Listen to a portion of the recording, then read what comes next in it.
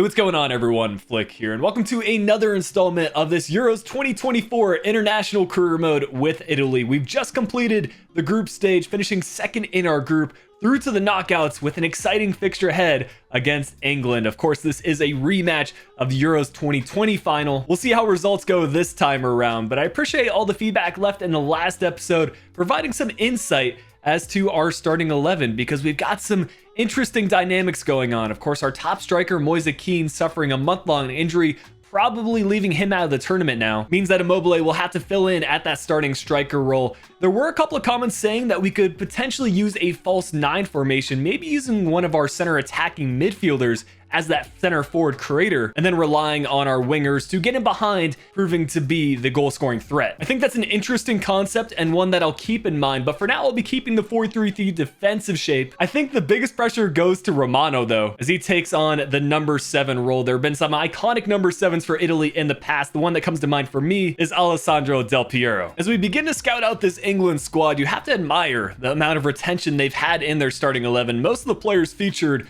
were also in England's Euro 2020 squad, except now they're going to be higher rated, reaching the upper end of their potential. And of course, most English players do stay within the Premier League. There have been a couple of transfers abroad. But without further ado, we'll get into this first knockout stage fixture, quarterfinals of Euro 2024. If you're enjoying this series, make sure to leave a like, subscribe to the channel if you are new.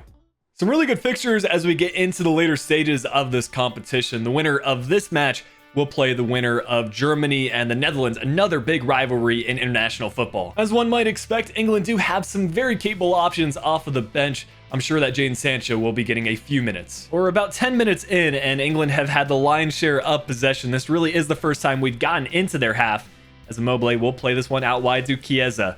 Hasn't really featured too much for us in terms of scoring goals, but I still think he can be an impact player. He will get a chance here, cutting inside on his right foot. It's João Gomez with a good tackle as England break out of the back. Harry Kane distributing out wide. You'll notice that Kane is drifting into the midfield, similar to what he does IRL. I think this right side of England's defense is their weak point, as Chiesa will get another chance. He's going to look for Immobile in the middle. I think next time around, I'm just going to go direct on goal because Chiesa is being given the space. Here is Verratti. He's looking for a passing option in the midfield. No one really showing for him. Finally, it's Zaniolo picking up the ball. He's been our goal scorer so far for us in the Italian squad. And I think before this episode is done, he'll see another goal. It would be great if he gets the opener here as Immobile. We'll try to play him through, not locking on though. Both defenses have looked strong. I don't think either goalkeeper has been tested. Harry Kane really drifting into the midfield. We need to put in a challenge there, Mancini. That's exactly why I've chosen to start him. He's captaining the squad with that leadership trait. And despite him being lower rated than Bastoni, I feel like he fits my playstyle a bit better. Also, having a right-footed option is always good in our back line. But here we go on a counter. This could be good. That's a through ball chance for Zaniolo. If he can outrun João Gomez or lock onto it, just about worked for us. And Dean Henderson needs to scramble to get that one cleared. Chiesa to Verratti. It's Immobile. Chance for him to score. Great save on Henderson's near post. The rebound going straight back to him. Finally, we're starting to see a bit of attacking flair from this Italian team. And England, it'll be interesting to see how they respond. Will they crumble under pressure, or will the pressure make diamonds? As Mount finds Maddison to Phil Foden, a very young English midfield.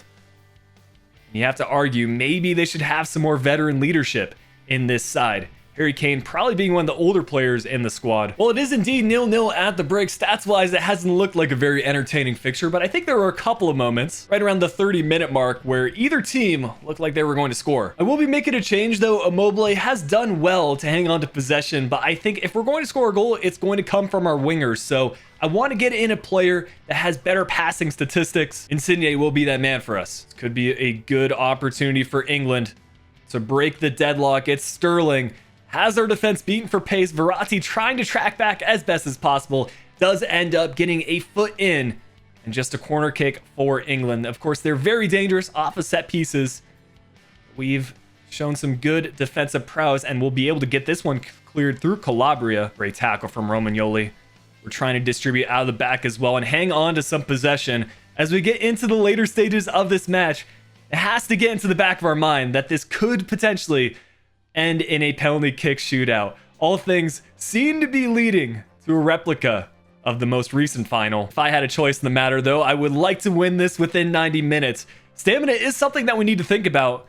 And this is a good chance for Calabria. If he can find the pass in the middle, it is Insigne on the near post, and Italy will strike first. 67 minutes played. Still a lot of time left in this match. But for now, we'll take the lead and try to keep our shape defensively. Great goal there from Insigne. Fantastic pass to set it up. And again, it was one of our center attacking mids, this time Barella, that was the forefront of that attack. Here is the change that we've been expecting. Mason Mount being brought off for Jadon Sancho. England's number 7. Will he prove to be the difference maker in this one? 90 minutes played. England, for whatever reason, are not trying to get this one forward. Finally, they're going to get a little bit more attacking minded. Madison playing this one to Rashford. I don't think he's going to lock on. We're going to make some substitutions to use up whatever's left of this clock. And in what was a very good defensive outing from both sides, we got the only goal, and it looks like we will be the one advancing to the semifinals. I really do hope we get a couple of days rest. So many players in our squad are exhausted, and we need to be ready for the winner of Germany and the Netherlands. I think we deserve credit where it's due. This Italian defense was a staple for us in the group stage, and it seems like that's going to be the case for us for this entire tournament if we do want to end up winning it. Calabria did end up getting man of the match. A bit surprising to see that for a defender, but he was 4 for 4 on tackles won. Clearly we've been favoring the right side, so a goal for Romano is due. Quarterfinal results wise, we were involved in the fixture with the least goals. Some entertaining matches actually. Germany winning 2-1 over the Netherlands. It was Belgium that defeated Portugal 5-4 on penalties. France also advancing to the semifinals, which means that the nations remaining both come from the same group. Ourselves and France from Group D, Germany and Belgium from Group A. As a fan of the German national team myself, this fixture means a lot to me. I still have flashbacks to that 2006 semifinal where a young Flick was heartbroken by Germany's exit against Italy. But now that I am older, I do respect that Italian national team and also what they've been able to accomplish as of late. At the end of the day, it's going to make for an exciting 90 minutes or even longer. I think Germany had the advantage in terms of overall ratings, but we're arguably the squad in better defensive form. In my opinion, the area to watch in this one is going to be the two goalkeepers. Ter Stegen and Donnarumma are the two of the highest potential goalkeepers in career mode. I always dislike playing Ter Stegen, but I think we finally have our offensive tactics established. We're going to work the ball down the wings and hope that we'll have some target man show in the middle. Despite that chance being narrowly called offside, that is going to be an outlook for what we can expect in this one. Sane making runs in behind, Werner creating chances for the wingers. Kai Havertz just tough to get the ball off of. And we need to get to that first Donnarumma. Quick to come off his line. Probably rescued a goal there. We try to get on the break. We've got an option out wide. This is Chiesa. Does he have more pace than Nicolas Sula? That's the question. Also has the support of Zaniolo. Can we see another goal from him? We'll try to go cross goal. It's off of the crossbar as we had Ter Stegen beat. Still hanging on to possession. Finally, Germany able to get things cleared. Could that be the missed chance that haunts us? Kimmich to Sane. It's that one first time on the cross. Interesting stuff. And again, we're able to get things cleared.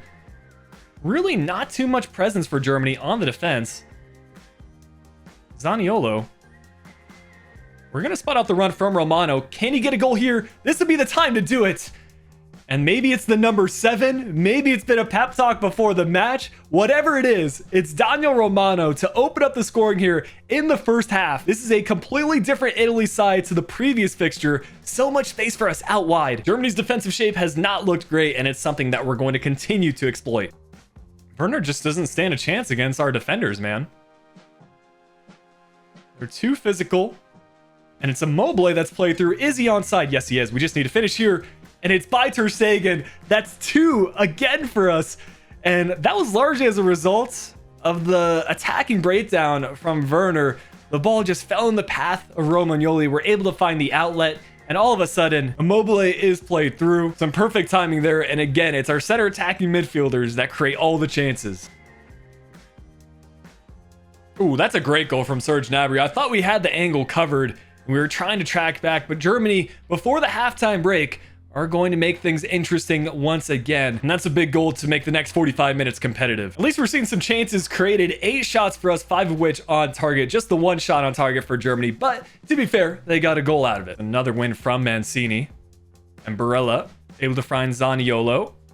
Immobile gets dispossessed. I think we're going to make that attacking change again, bringing on Insigne. Really just two different styles of strikers, but we've seen already that we just need to have that hold up at the center forward slash striker position, and Romano and Chiesa should have some space in behind. It's going to be a nervy last 20 to 25 minutes. Both sides are starting to make some substitutions. Of course, we brought on Insigne for Immobile. Germany have actually optioned for Waldschmidt at the striker position. I think Timo Werner suffered an injury, although to be fair, Waldschmidt is a very good option for them.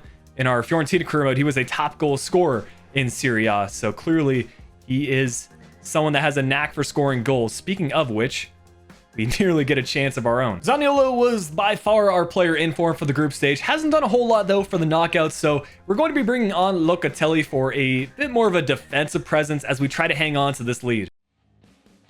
You know, that's some great passing play. Oh my goodness, the extra pass to find Gnabry there was world class, and it's a brace for the German winger who has, for the most part, drifted centrally. That was all set up though from the number 23, none other than Kai Havertz. It's going to be a Germany set piece to end regulation time. We just need to get this one cleared.